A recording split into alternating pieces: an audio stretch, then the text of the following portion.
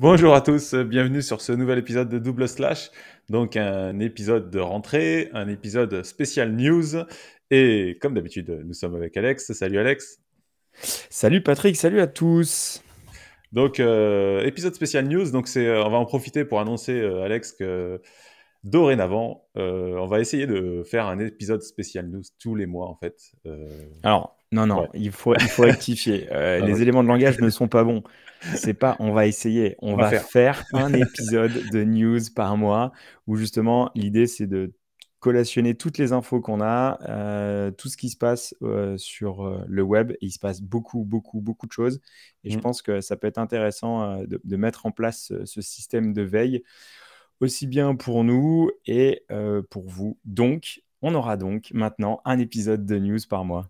Voilà. On ne sait pas, début ou fin, ça sera la surprise. Ou milieu du mois.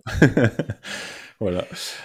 Donc dans cet épisode, on va parler de pas mal de choses. Je vais faire un sommaire vite fait. On va parler de Chrome qui distribue la monnaie. On va parler de Bun, ce nouveau serveur JavaScript. On va parler de Deno, on va parler de DB un petit peu aussi. On va parler de la fin de la gratuité dans certains De hébergeurs. certains produits. Eh oui, C'est on va fini, le parler, free, c'est fini.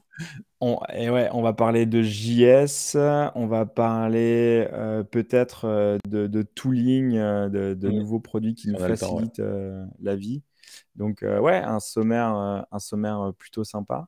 Mm. Et petit récap pour ceux qui n'ont pas écouté les épisodes précédents, on a fait une petite série durant l'été sur les animations, que ça soit en JS, en JavaScript, avec des fichiers animation en Lottie et même de la 3D dans le navigateur. Donc vous pouvez retrouver ça sur les épisodes précédents. Et on a pris super plaisir à faire cette série. On a appris beaucoup de choses. Donc, Oui. c'était super sympa. Ok. Bah, on commence? C'est Allez, on parti? attaque. On commence par Allons-y. quoi? Bah, on commence par Chrome, enfin Google, enfin c'est plutôt Chrome, mais c'est le Chrome qui distribue de la monnaie. Donc Ok. Chrome qui avait C'est quoi? déjà... C'est des tokens? C'est quoi?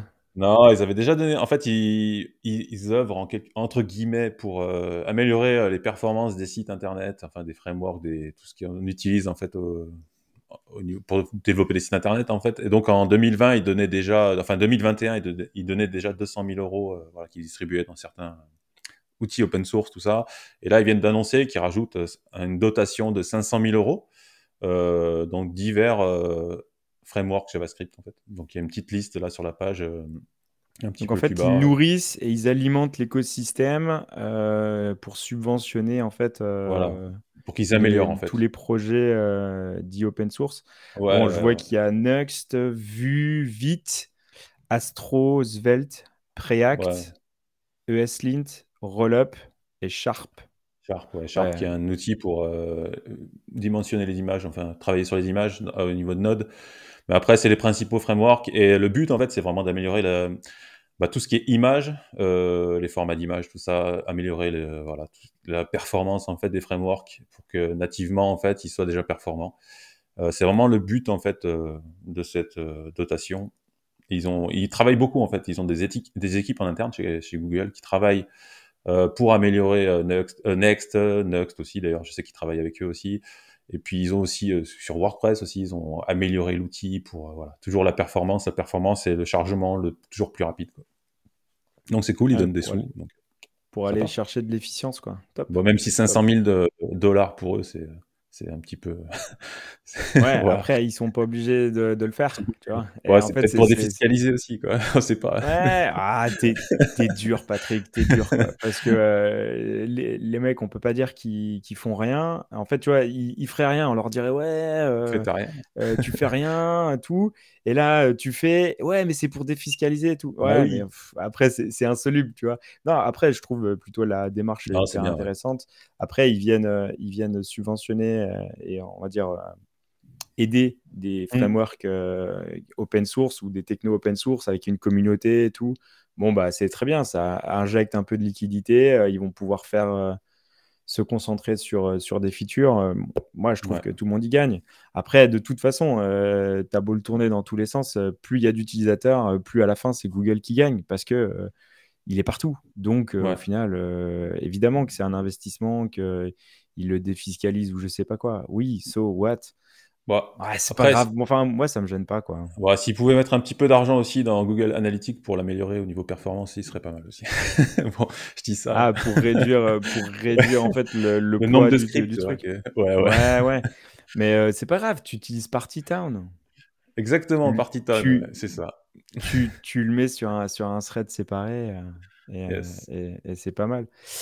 En parlant de performance, cet été-là, on a vu l'explosion des runtime en JavaScript, Ouais, où, c'est la guerre. qui était la suprématie de Node est tombée, on va dire. Mmh. Pendant longtemps, on a utilisé que Node sur le côté serveur, et maintenant on a Deno qui était apparu un petit peu, il y a quoi, il y a un peu plus d'un an Ouais, il y a un maintenant, petit moment, ouais. Mmh. et il y a le dernier qui sort, Bun. Alors ils Bun, annoncent ouais.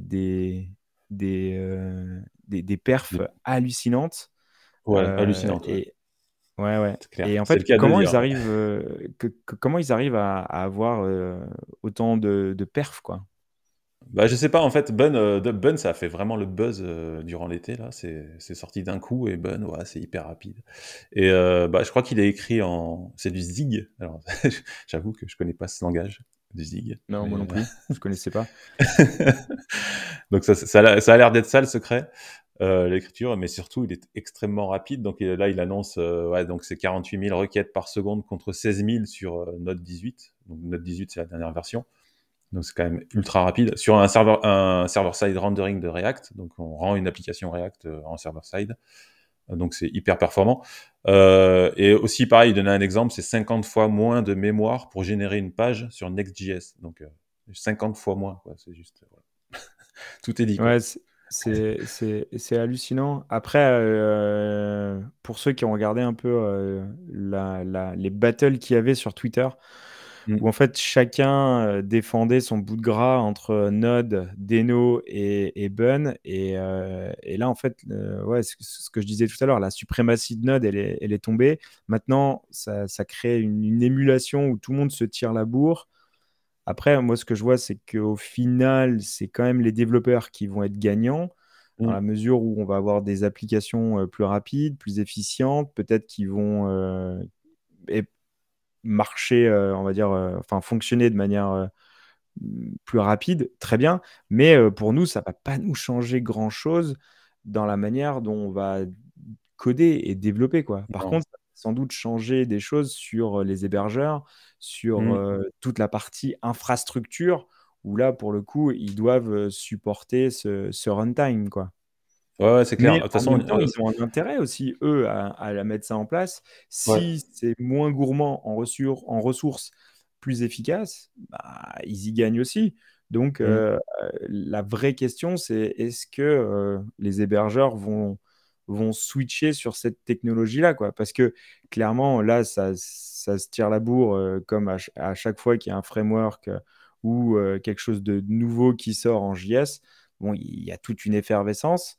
Bon, là, c'est le runtime. Clairement, ça va pas changer grand-chose pour nous, développeurs. Mais enfin, pour moi, en tout cas, le jeu, il est surtout chez les hébergeurs, en fait. Bah, de toute façon, Est-ce qu'ils vont supporter ça ou pas? ouais, en fait, ce combat, en fait, un peu de grosse quéquette, on va dire, c'est un peu ça, en gros. Ça tire toujours un peu vers le haut, en fait, parce que Bun, ils arrivent, ils bousculent tout ça, donc Deno se retrouve confronté à devoir s'améliorer aussi, bah, l'équipe de Node aussi, donc tout le monde, en fait, ça pousse vers le haut, donc c'est une bonne nouvelle. Et en plus, ouais, comme tu dis, bah, au niveau infrastructure, c'est sûr que si tu utilises une runtime qui prend moins de mémoire, bah, ça te coûte moins cher en serveur aussi, donc ça peut être intéressant. Mais Ouais. après, moi, je sais que quand il dit 50 fois moins de mémoire pour générer une page sur Next.js, j'ai des problèmes. J'ai une application qu'on a déployée il y a un petit moment qui est en prod et où j'ai des problèmes de mémoire, en fait. Il y a des montées de mémoire assez impressionnantes. Et donc, il faudrait peut-être que je teste avec Bun, voir si ça règle le problème. Mais en tout cas, c'est très prometteur, en fait. Ouais, ça annonce plutôt des bonnes choses. Bon, après, Mmh. derrière, il y a une société, mais je sais pas si c'est une société, ouais, Owen, compagnie. Ils viennent de lever 7 millions.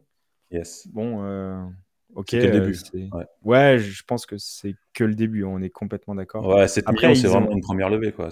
Après, je pense que derrière, ils vont en faire beaucoup d'autres. Parce que si vraiment Bun est utilisé justement par les gros hébergeurs type Vercel et compagnie, ils vont tous investir dedans, quoi. Ouais, ouais. Après, il faut pas oublier aussi qu'il y a il y a le troisième homme. Enfin, le troisième homme, ça serait plutôt Bun qui Ouais, arrive sur ce marché-là. Le deuxième, c'était Deno. Et ouais. quasiment un mois après le pop et le marketing grandement mené, on va dire, de Bun, il y a Deno qui justement, en fait, annonce un gros changement. Oui. Et alors, est-ce que c'est une réaction à Bun? Je ne sais pas. Est-ce Ouais, que je c'était doute. déjà dans les tuyaux? Ouais. Je ne sais pas non plus. Ouais. Néanmoins, ce qui est plutôt cool, c'est qu'en fait, avant, il fallait publier Ah, pour Deno. ouais. Et là, maintenant, en fait, ils font une compatibilité immédiate et instantanée avec Hmm. tous les packages de NPM, quoi. Ouais, c'est ça. Je Donc, sais pas si tu as déjà utilisé Deno, toi, mais je savais pas qu'on pouvait pas utiliser. Moi, perso, j'ai jamais utilisé et je savais pas qu'on pouvait pas utiliser les packages NPM, tout ça. Donc, c'est sûr que c'était un gros handicap, en fait, de pas pouvoir utiliser cet écosystème hyper riche en librairie, tout ça. Et ouais. donc, ouais, ils annoncent Après, enfin de prendre en charge NPM, quoi. Enfin, tous les packages, quoi, de pouvoir les importer, quoi. ouais, tu faisais ton import spécifique et là maintenant tu fais ton import où tu vas flaguer devant npm deux points le Hmm. nom de ton Package. repo, Hmm. de ton package, merci, excuse-moi. Et là pour le coup ça passe direct. Ils annoncent aussi Forcément, un la plus runtime, rapide. voilà, Voilà. ils ont optimisé le moteur, tout. Donc bon, est-ce que ça va vraiment jouer le jeu? En tout cas, est-ce que ça vient vraiment exploser les perfs? J'en sais rien. Après, chacun va faire des tests. Vous dit oui, mais quand tu fais un set timeout, et ben, c'est plus rapide avec Bun. Quand tu fais un console log, c'est plus rapide avec machin. Quand tu fais une écriture de fichier, c'est plus rapide. Ok, Ouais, à un moment, c'est bon, quoi. Enfin, non, mais moi, tu vois, quand je fais un pas de côté, je dis, OK, bah, en fait, je regarde, OK, ça se tire la bourre, c'est plutôt pas bien, enfin, c'est plutôt pas mal, ça se tire la ouais. bourre, et continuez à vous battre, et surtout, aller chercher de la meilleure perf, Hmm. et tout le monde gagnera à ça, quoi, Ouais, bien ils sûr. annoncent un nouveau module HTTP, donc c'est aussi pour ça qu'ils annoncent qu'ils seront les plus rapides jamais construits. Enfin, le serveur le plus rapide jamais construit, parce qu'ils ont un nouveau module qui arrive en HTTP, là. Je sais pas exactement ce qu'ils vont changer. Donc, Deno est construit sur du Rust, hein.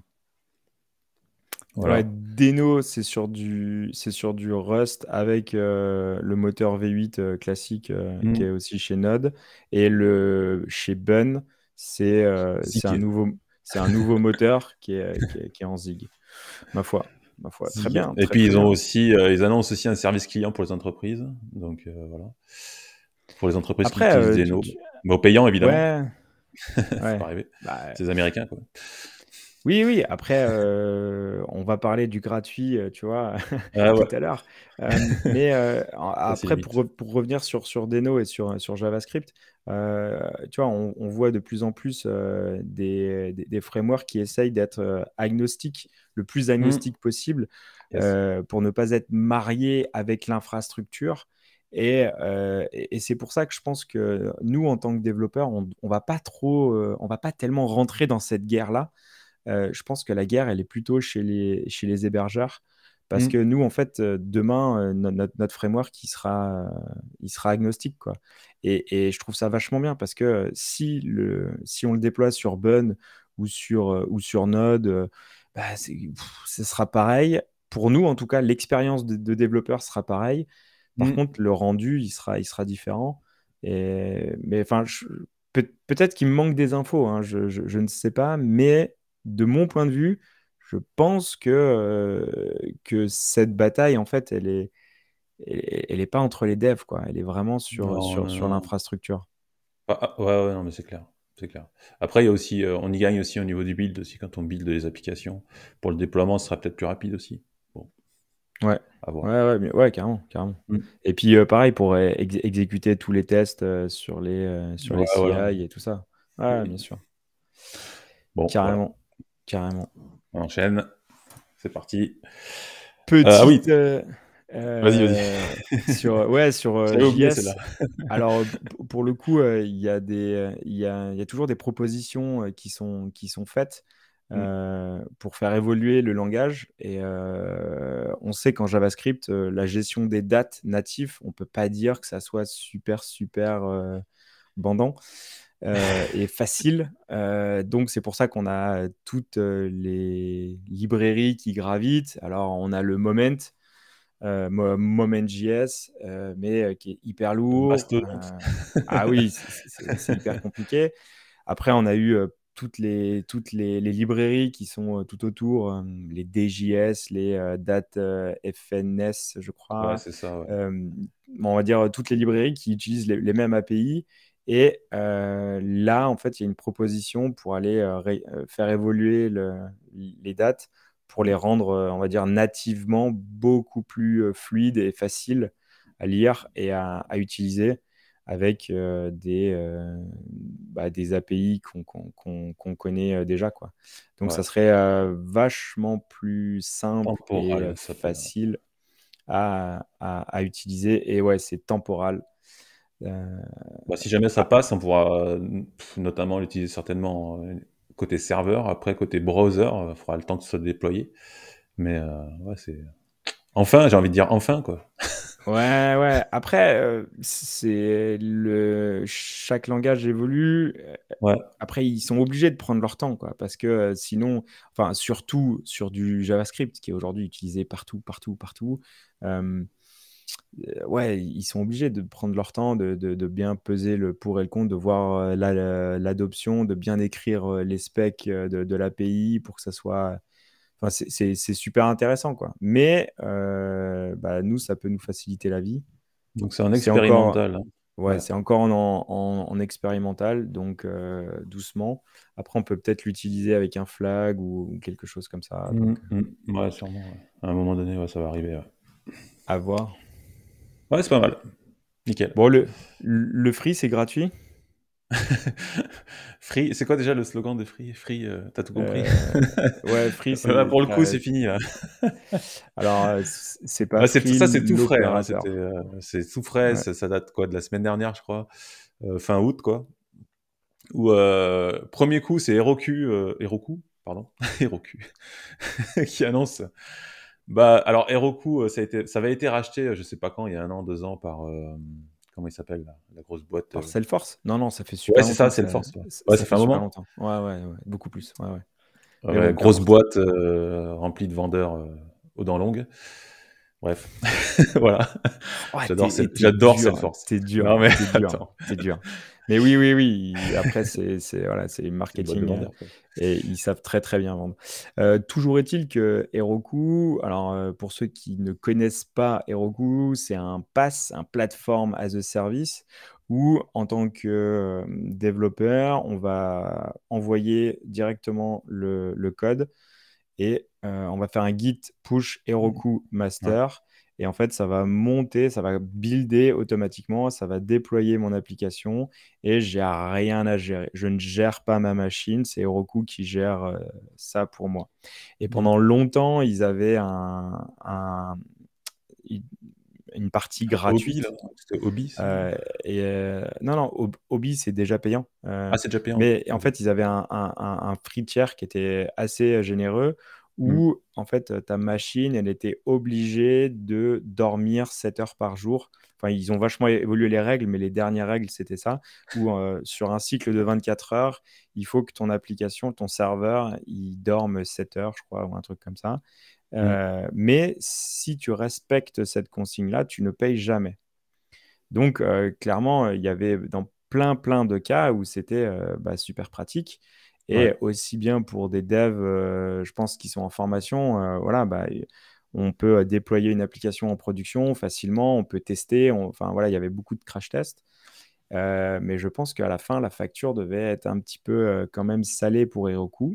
Et bah, le general manager, là, il dit que c'est fini, quoi. Le chef, il a dit stop. Le chef, il a dit stop. On arrête le gratuit. On Maintenant, c'est arrête faut le payer, monsieur. gratuit. Ouais. Et donc, Ouais. ouais, Et- ça fait pas mal de buzz ouais, sur l'écosystème parce que bah, c'est un acteur majeur. Après, bah, à un moment je donné, il faut bien suis. que ça s'arrête, quoi. Enfin, c'est vrai qu'il y a beaucoup de personnes même moi, je pense que j'ai un compte que j'utilisais même plus d'ailleurs. Donc, ils ont annoncé qu'ils arrêtaient tous les plans gratuits et ils allaient supprimer les comptes inactifs, en fait. Donc, j'ai vu sur Twitter quelqu'un qui essayait de se connecter à son compte et il arrivait même plus à se connecter. Donc, donc apparemment, ça a déjà été supprimé.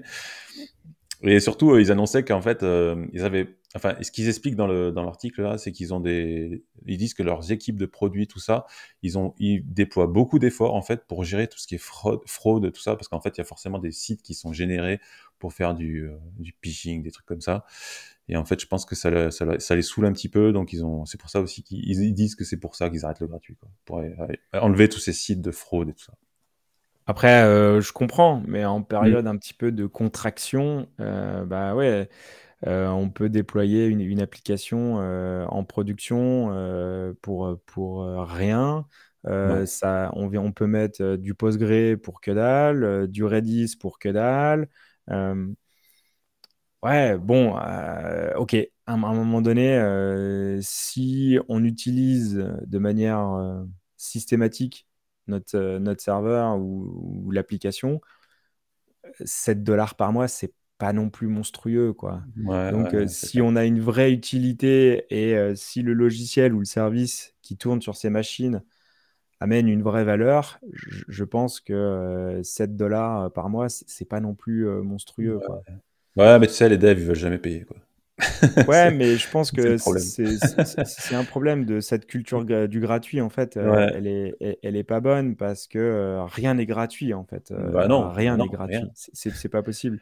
Donc, après, il faut trouver le juste milieu entre payer un serveur 250 balles par mois pour faire tourner une micro-appli et le gratuit.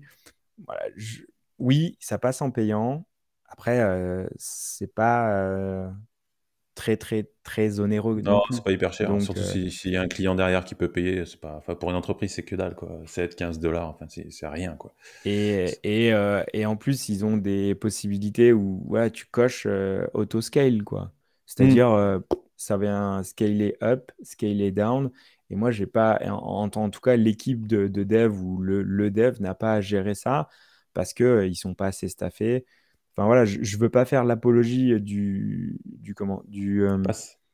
du pass, mais ça peut solutionner beaucoup de problèmes et Hmm. ça amène une vraie valeur pour Yes. des équipes qui sont staffées.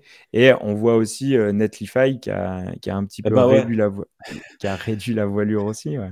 Ah, alors je sais pas pourquoi, mais c'est quasiment, on a reçu une mail de Netlify, la communication, quasiment le lendemain, ou je sais pas s'ils se sont mis d'accord, mais Je crois que et le Netlify était un poil plus tôt. un Mais poil plus pour le tôt? coup, ouais. Par contre, Netlify, ils sont encore. Eux, ils disent OK, si tu as une organisation avec des repos Ouais. privés, bah, tu peux plus pusher gratos, quoi. Ouais, c'est ça en fait. En fait, c'est qu'ils Tu vois? ont, en fait, ils ont dit, ouais, on s'est rendu compte que beaucoup de comptes d'organisations privées appartiennent toujours à des équipes qui les utilisent professionnellement en fait. Donc en Mm. gros, il y a des entreprises qui ont des repos privés, organisations, et qui vont déployer gratuitement sur Netlify et qui payent jamais en fait. Donc bon, je vais pas dire que j'ai jamais fait, hein. Mais bon, à un moment, c'est sur le même problème, quoi. Donc voilà, eux, ça leur coûte de l'argent, ils déploient tout ça, ils hébergent gratuitement, et puis ils s'en sortent plus, quoi. Enfin, ils s'en sortent plus, pardon. Ça leur coûte de l'argent. Ouais, ça leur coûte de l'argent. C'est exactement ça. Donc en gros, c'est fini. Si vous avez un repos privé sur GitHub qui est dans une organisation, hein, c'est pas un compte devant votre compte à compte perso. Si c'est un compte organisation avec un repo privé, ça ne fonctionnera plus avec les comptes gratuits chez Netlify.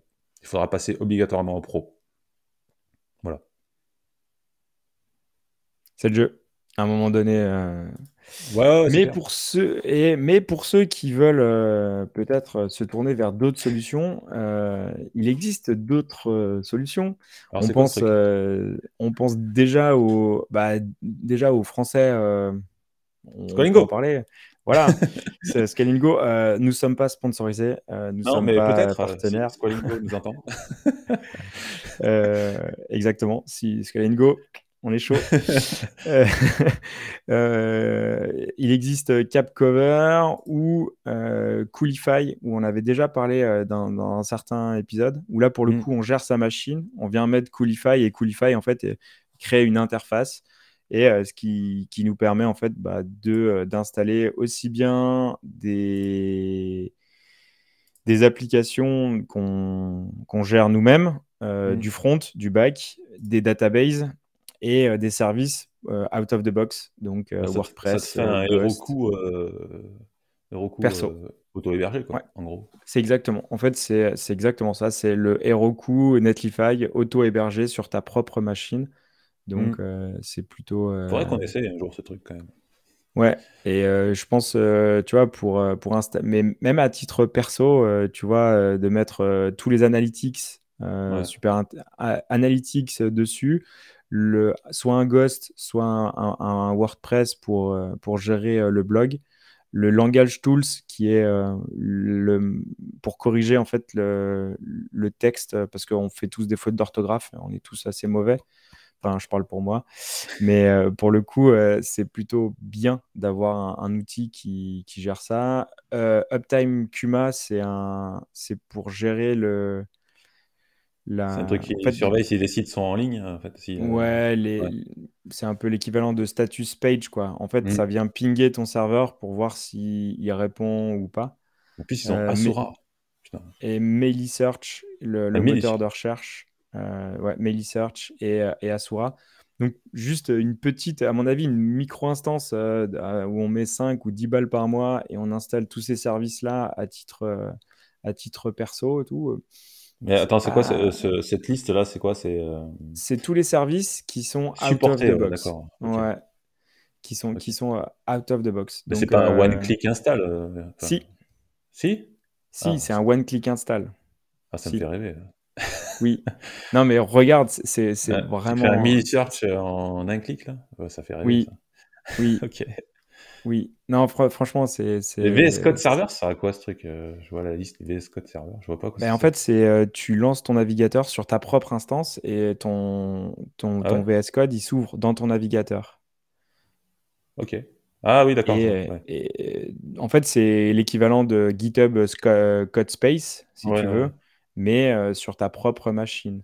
Ce qui Waouh. fait que tu n'as pas à payer Codespace, machin. Par contre, sur la puissance que tu vas pouvoir déployer, ça va dépendre de la machine que tu as mis derrière. Bon, il faut qu'on teste ce Mais, truc. euh, Il faut qu'on teste ce mais truc. carrément, carrément. Non, c'est vraiment, Ouais. c'est Et vraiment l'autre, c'était donc, sympa. Cap Rover, c'est ça? C'est pareil CapRover. ou c'est la même chose? Alors, c'est de la même manière, il faut l'installer. Et on a une interface, identique.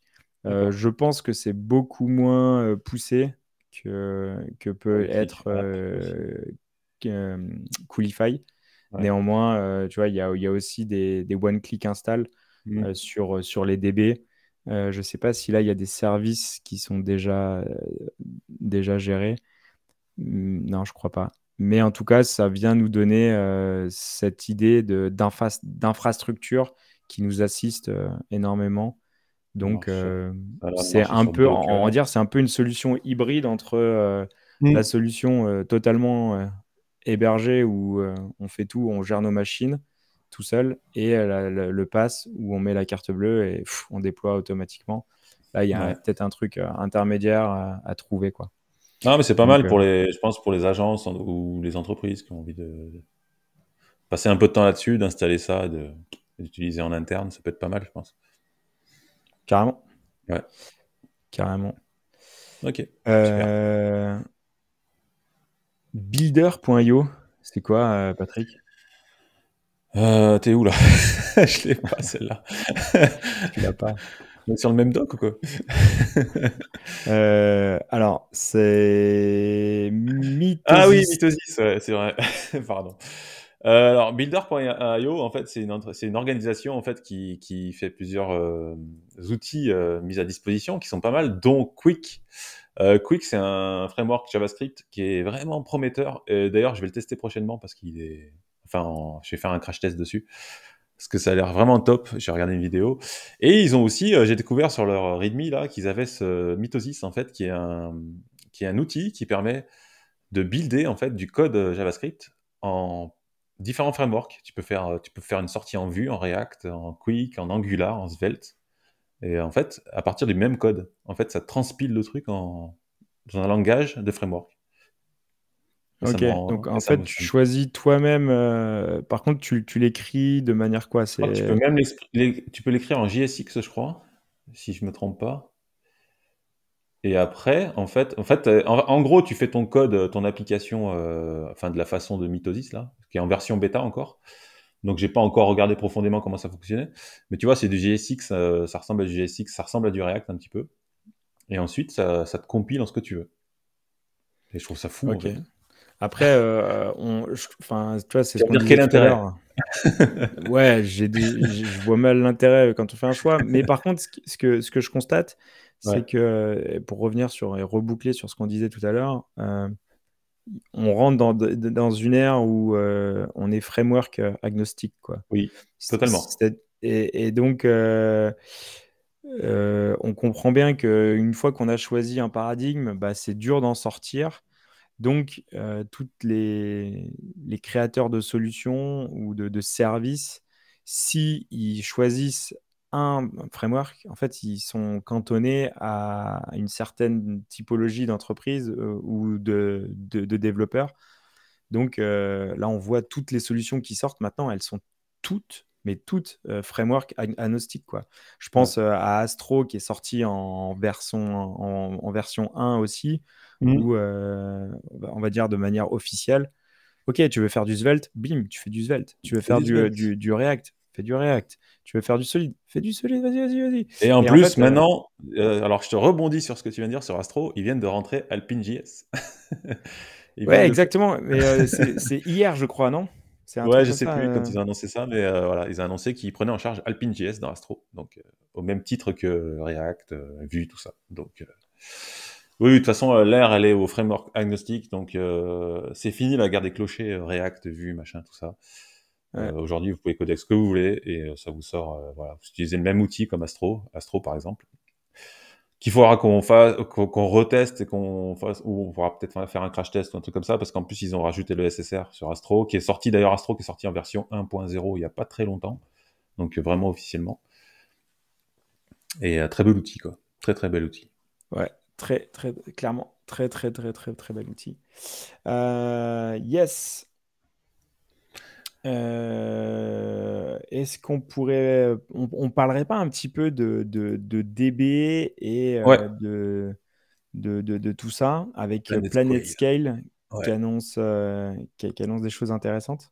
Alors ouais, ouais, Planet Scale. Alors perso, je connaissais pas. J'ai vu cette news que tu avais rajoutée. Je connaissais pas du tout Planet Scale. J'ai essayé hier soir pour voir un petit peu ce que ça faisait. Alors c'est intéressant. J'ai compris un peu le principe. Donc ça fait des branches. Donc tu as une branche de production de ta DB en fait, et tu peux faire des branches un peu à la GitHub en fait, développement, machin, tout ça, avec des changements sur tes DB.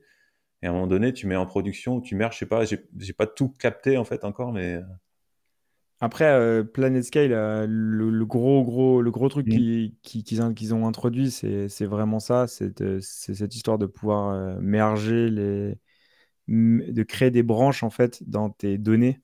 ouais. Et ça, c'est ouf. Après, il y a aussi une tendance qui évolue, c'est qu'il y a de plus en plus de serverless. Le serverless, à chaque fois, en fait, il va aller taper la connexion, Oui, il va se reconnecter en fait à chaque fois. la base de données. Donc, en fait, il y a des pools de connexion qui doivent être gérés et ça Mmh. amène d'autres problèmes. Et c'est pour ça, je pense qu'il y a Prisma Data Hub. En fait, il y a Prisma qui va gérer ça aussi sur un data proxy parce que Mm. si toutes les fonctions as a service viennent se connecter en même temps à la DB, Ouais, ils vont ouvrir en fait un canal du pool de connexion à la DB et à un moment donné, ça va se saturer. Donc l'idée, c'est d'utiliser une sorte de proxy justement avec leur data platform ouais, pour justement en fait centraliser les connexions pour éviter d'avoir une alors, saturation pour le ouais. serverless. Et donc PlanetScale en fait Mm. est venu là-dessus et pour gérer en fait Ils ont fait un driver. Ouais. Mm. encore, encore plus ce problème-là et toutes les problèmes enfin, toutes Ah, je vais les expliquer, fonctionnalités de je branche. vais expliquer Vas-y. pour les gens qui peut-être qui n'ont pas bien capté. En gros, quand vous avez un serveur Node, vous démarrez votre serveur Node, vous vous connectez à la DB, et là, il y a une connexion persistante qui va rester tant que le serveur tourne, en fait. Donc, il ne se reconnecte pas à chaque fois, en fait, sur un serveur Node. Le truc, c'est que des fonctions serverless, elles sont indépendantes, elles travaillent indépendamment des autres. Donc à chaque fois, ça veut dire qu'à chaque fois qu'une connexion va être appelée, une fonction va être appelée, il va se connecter à la DB. Et ça fait, si plusieurs fonctions sont appelées en même temps, ça va faire plein de connexions. Et à un moment donné, c'est un goulot d'étranglement. Donc c'est ça ce que tu expliquais, en fait, c'est qu'à un moment donné, il y a trop de connexions et ça pose problème. Donc il faut réussir à faire une connexion persistante avec du serverless. Et en gros, c'est ce qu'ils font. Exactement, c'est ce qu'ils font. Et justement, sur l'article qu'on introduit, où Mm. on peut aller directement exécuter du SQL, en fait, en JavaScript, on va pouvoir exécuter la commande. En clair, ils viennent donner accès au plus proche de la DB. Souvent, en Mm. fait, on a un truc au milieu, un ORM qui va gérer toutes les connexions, qui va gérer l'appel aux données, tout ça. Ouais. Et eux, en fait, ils ont fait le choix de De donner faire accès en les... fait directement au JavaScript. Ouais, Donc, on tape la requête SQL à et l'ancienne. ça part directement. Ouais, à l'ancienne. Ouais. Je sais. Après, en termes de perf, est-ce que c'est intéressant? Je pense que oui. Après, c'est vrai que c'est assez ingrat, le SQL. On peut pas dire que ça soit très, très joli. Euh, mais, euh, mais en tout cas, il donne accès à ça. Et Ouais. PlanetScale est vraiment organisé aussi sur tout ce qui est Edge. Et en fait, ils veulent justement répliquer au maximum et que en fait, que la DB ne soit plus un problème Mm. quand on passe à l'échelle. En tout cas, c'est le projet de PlanetScale, quoi. Yes. Et qui apparemment fonctionne, je crois, sur différentes plateformes, Vercel, tout ça, d'après ce qu'ils Et disent. ouais, après, en fait, ils ont leur propre plateforme, quoi. Donc, Oui, oui, mais après, le driver là qu'ils ont sorti, il a l'air d'être adapté pour tous les principaux hébergements oui, oui, serverless. Mm. sur le serverless, ouais, ouais, Mm. que ça soit sur Cloudflare Voilà, Cloudflare, ouais. Mm. ou Netlify, Vercel et tout ça, Ah, c'est clairement. top, hein, ce système, en fait. Et puis, juste le fait de pouvoir en fait créer des branches de la même Mm. manière qu'on fait avec du code, bah là en fait on va pas venir altérer les données quoi. On crée notre branche et au moment du merge on va gérer tout ça. C'est assez puissant. Mais je pense qu'on va faire un épisode vraiment sur toutes Oui, oui, oui, oui. les DB et surtout l'approche moderne des DB parce que les bases de données sont en train d'évoluer vers autre chose qui sont encore plus faciles pour nous, développeurs. Et je pense que c'est intéressant d'en parler. Après, comme je te disais, moi, enfin, l'histoire des branches, tout ça, c'est pas mal, mais je comprenais pas. Si tu veux, on a déjà des systèmes de migration, en fait. Enfin, après, c'est sur les frameworks qui sont un petit peu Ouais, mais monolithiques. comment tu gères les De la données? migration, quoi.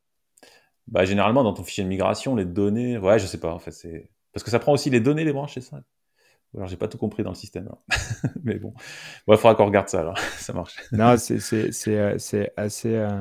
quand même assez puissant. OK. Donc, cool. Euh, petit, petit design alpha de Storybook. Yes. Euh, Ouais, Storybook est en version 7.0 en alpha. Donc ça veut dire ils vont bientôt sortir. Enfin, ils vont bientôt. On n'est pas encore en bêta, mais ça devrait arriver. Mais c'est des petits restyling d'interface, tout ça. Évidemment, il y a alors, ils ont beaucoup. La 6.5 est sortie à début de l'été, je crois, où ils travaillent. Alors, le reproche principal de Storybook, c'est le temps de build, le poids de l'application, tout ça, quand tu as les buildés et tout. Ils ont énormément travaillé là-dessus, puisqu'il y a beaucoup d'autres challengers qui sont sortis depuis, avec Histoire, je sais pas qui y a d'autres. Voilà, tous ces systèmes de bibliothèque de composants qui sont beaucoup plus performants. Et donc Storybook voilà, toujours pareil, hein, ça fait monter le niveau. Storybook se bat pour rester l'outil principal, et donc ils ont amélioré les performances, le build, tout ça. Et donc la version 7.0 arrive bientôt, et encore, ils ont travaillé là-dessus. Ils ont restylé un petit peu l'interface, les nouvelles icônes, tout ça. Donc Storybook, très bon outil, hein. Honnêtement, si vous pouvez l'essayer un petit peu, c'est pas mal. bon, c'est Patrick approved. Ah, bah ça, je l'utilise depuis super longtemps, depuis la version, je sais même pas. D'ailleurs, j'ai passé il y a pas longtemps une version 4, je crois, à 6, et je m'en suis bien vu, hein. Donc, c'était sympa. Yes. Git Explorer, c'est quoi? Ça, alors, c'est pas une nouveauté, c'est un tool que j'ai trouvé via un tweet, en fait, qui te permet, en fait, de trouver les commandes utiles pour le Git, en fait. Les principales commandes quand tu veux faire des actions, tout ça, créer des branches, tout ça. Donc, pour les gens qui sont pas encore bien à l'aise avec les commandes Git, euh, et pareil pour moi, hein, je connais pas toutes les commandes par cœur. Bah, ça te permet de sortir les commandes, de te les afficher, de savoir exactement la fonction. Mais,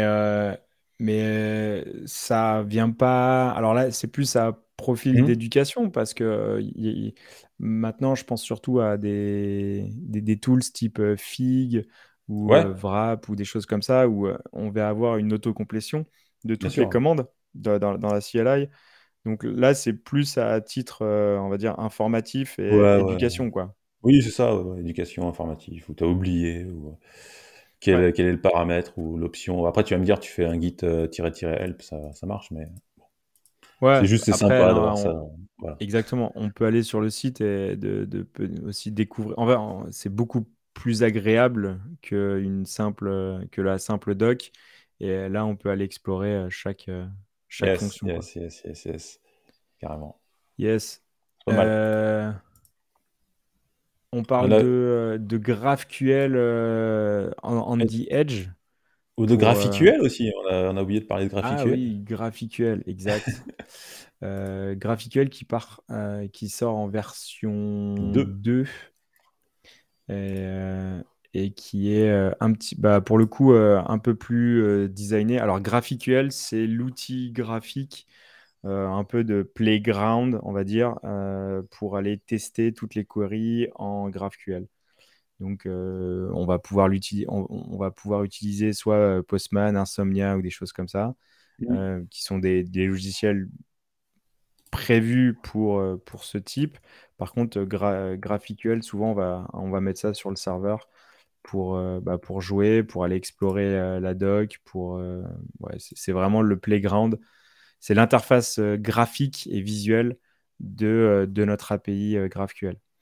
Et ils sont passés en V2 avec des nouvelles fonctionnalités, mais enfin, le premier truc qu'on voit, c'est le polissage Ouais, c'est plus sympa. clairement La doc aussi, de, peut-être, elle a évolué, je sais pas, les doc Explorer. euh, la représentation de la doc, tu veux dire, Ouais, ou la ouais. doc de l'outil? Non, tu sais, la doc, ce qui est possible comme requête, tout ça, les paramètres et tout, enfin, le truc généré, Ouais, comment ça, le schéma généré, en fait. alors, bah, en fait, tu vois le schema et par contre, Je crois que c'est ça, ouais. Doc. ouais, là, tu vois, tu vas récupérer toute ta Ouais, c'est doc. beaucoup c'est beaucoup esthétique, en fait. Parce que la doc n'a Oui, pas tellement changé, c'est en fait. très, très, très, très esthétique. Mais c'est vrai, Après, c'est plus joli, ouais, de toute carrément. façon, la doc, elle est générée de manière automatique sur le Mmh. schéma, quoi. Ouais. Donc, de toute façon, toutes les infos, tu vas les retrouver, mais c'est la disposition de ces infos qui va être plus pertinente et qui va être un petit peu plus agréable à l'utilisation, quoi. Comment ça rend les requêtes, là? Vas-y, envoie la requête pour voir. Bah, je sais Ouais, pas. c'est Bah, pareil, après, ça qui change. oui. Il y a rien de. Ouais, c'est Pour pas le foufou. coup, c'est vraiment de la cosmétique, je vais dire. Ouais, c'est clair. Mais c'est bon, Après, peut-être que, c'est pas mal. peut-être que c'est de l'aisance aussi sur l'utilisation des variables. On peut peut-être stocker des variables ou Ouais, créer un petit peu plus un environnement. Après, de toute façon, pour moi, GraphQL, c'est quand même l'outil pour aller faire du quick crash et construire ta requête très, très rapidement. mmh, Après, quand tu es sur un projet un peu plus solide et où il y a un peu plus de personnes, bah, tu as tout intérêt à venir historiser tes requêtes. Et donc là, tu vas passer sur un outil type Postman ou ouais, bien sûr. Insomnia. Et pour le coup, bah, tu peux partager ça avec tes collègues. Tu viens Mmh mh. variabiliser tes environnements, tes variables, tes headers, tes clés API, enfin tout ce Ouais, type d'infos. mais après GraphQL, c'est un outil qui est dispo dans certains frameworks ou CMS, en fait, style, sur Oui, Gatsby, tu l'as d'origine. Quand tu lances Gatsby, tu as un exactement. GraphQL qui est dispo. Sur Craft CMS aussi, il y a un GraphQL qui est dispo dans l'admin, quand tu veux faire tes requêtes pour tester, en fait. Ouais, c'est beaucoup pour Ouais. tester, en fait, Bien sûr, on l'utilise pas mal. enfin, pour moi, je vois vraiment ça comme Ouais, un ouais. playground, quoi. Yes. Donc, yes. Et on parlait du Edge dans un certain épisode, je me rappelle plus lequel, mais le gros problème qu'on a avec GraphQL, c'est qu'on Tu peut trouves plus pas ton onglet? toujours cacher. Exactement, j'ai perdu mon onglet. Euh, mais ce qui est... Hop, voilà. C'est un vrai problème, Ouais, c'est un vrai le problème, ouais. cache en GraphQL, parce que le Oui, client va attends. demander. Et Mmh. donc, qu'est-ce qu'on met en cache, qu'est-ce qu'on met pas en cache, quelles règles on applique. De toute façon, de manière générale, dès qu'on parle du cache, on sait que c'est quand même problématique et c'est touchy. Donc, il faut mettre des choses en place, mais c'est complexe. Un service qui vient se mettre en fait en intermédiaire dans le edge, Mmh. où justement il vient cacher les requêtes pour optimiser le temps de réponse. Ouais, ouais, ouais. En fait, GraphQL, tu peux pas mettre de cache côté serveur, que côté, client. Je dis pas de conneries, hein. Alors en fait maintenant, tu vois, sur Asura par Ah oui, exemple, Atsura, pardon. ils ont J'ai oublié. non mais en fait, ils essayent de faire ça aussi Ouais, côté ouais, ouais. serveur, mais c'est moins pertinent que Voilà. de le mettre justement sur du Edge qui va être au plus près de l'utilisateur. Mmh, mmh mh. Donc ton cache, il faut le déporter ailleurs, quoi. Ouais, Mais ouais, en tout cas, côté serveur, tu peux faire de l'optimisation. Tu vois, sur Asua, par exemple, ils ont une directive où tu vas mettre cache et tu vas l'invalider. Tu vas donner une date, donc mmh. un time frame de 10, 20, 30, 1 heure. Parce que potentiellement, cette requête, elle va ressortir Alors, beaucoup. Donc, ouais. autant la cacher pour l'optimiser. Euh, mais ça, c'est propre à Asura. Là, pour le coup, ce type de service-là, et je crois qu'il y a Graph CDN aussi qui fait la même chose. Bah, en fait, c'est eux, en fait. Ah, ok, Justement. Mais ok. c'est eux, en fait. GraphCDN est devenu Stellate, je sais pas comment on peut prononcer, Ouais, Stellate, Stellat, on va dire à la Stellate française. à la française. En fait, c'est eux, ils sont devenus, Ok, Stellate, là, il y a pas longtemps, c'est GraphCDN et justement, ils vont beaucoup plus loin que ça, en fait. Alors, pour info, par exemple, si tu fais du Next.js, quand tu vas générer tes pages, en fait, il y a pas vraiment moyen de mettre en cache. Donc, à chaque page, il va faire la même requête, GraphQL, ce qui peut être rapidement un problème si tu as beaucoup de pages. Et ça, c'est un gros souci, tu vois, de Next.js. On peut pas mettre en cache la génération des pages. Donc après, il y a des moyens avec des fichiers, enfin des trucs comme ça. Et en fait, eux, ils vont beaucoup plus loin avec ce Stellate là. C'est qu'ils peuvent se connecter à ton CMS, tout ça. Je crois qu'il y a un truc qui existait sur WordPress. Et en fait, il va mettre en cache les réponses. Et si par contre, tu vas modifier le contenu, tout ça, il va régénérer le cache en fait automatiquement. En fait, tu vois, c'est pas toi qui va définir un temps, en fait. C'est plutôt le fait que tu changes en fait la donnée qui va générer le nouveau cache en fait. Donc ok, c'est vraiment pas mal en fait comme système. Et ça améliore intéressant. énormément les performances en fait. Et ça libère totalement ton serveur en fait des requêtes. Parce que si tu as 10 000 fois la même requête, ben, tu la sens même plus passer quoi. Ouais, ok. Ok, Mm. ok. Donc, c'est la même boîte qui ont Oui, ils ont évolué changé de nom en fait. sur Ouais. autre chose. Ok, super, top. Parfait, Donc parfait. voilà. Et c'est, ouais, en fait, c'est eux qui prennent la charge, quoi. Ouais, c'est eux qui prennent la charge, après ils mettent en cash et puis c'est parti, quoi. Top, Non, bon produit, ouais, bon produit. parfait. Tu vois, il y a un Cool. oui, c'est bien ce que je disais, voilà, vite fait, j'en parle, il y a un Stellate WordPress plugin. Donc on peut mettre le plugin sur WordPress pour WP GraphQL et avoir un cache, voilà. Donc c'est pas mal. Excellent. C'est à tester en prod pour voir Ouais, ça a justement testé, ouais. les perfs, mais c'est super pertinent. Yes, Voilà pour aujourd'hui. Patrick, un grand merci. Un grand merci pour cet épisode news. Yes. Et maintenant, on est parti pour en faire un tous les mois. Donc, c'est Yes, yes, yes. une Et belle épopée. n'oubliez pas la chaîne YouTube, likez, suivez nos vidéos, on fait des lives assez souvent. Donc, on est Ouais. en train de refaire le site aussi, donc suivez le live pour le site. Et toute la construction du nouveau site de Double Slash se fait en live et open source. Ce qui fait que sur le repo Double Slash, sur GitHub, vous pouvez voir tout le site internet. Et sur YouTube, vous verrez les lives où on code ça en public. Oui, tout à fait. Un grand merci à tous. Merci. Pensez à mettre un petit like, parler du Et un podcast, ça fait commentaire. toujours plaisir. Un petit commentaire, abonnez-vous, ça fait toujours plaisir. Allez, Carrément. ciao, ciao, à bientôt. Ciao.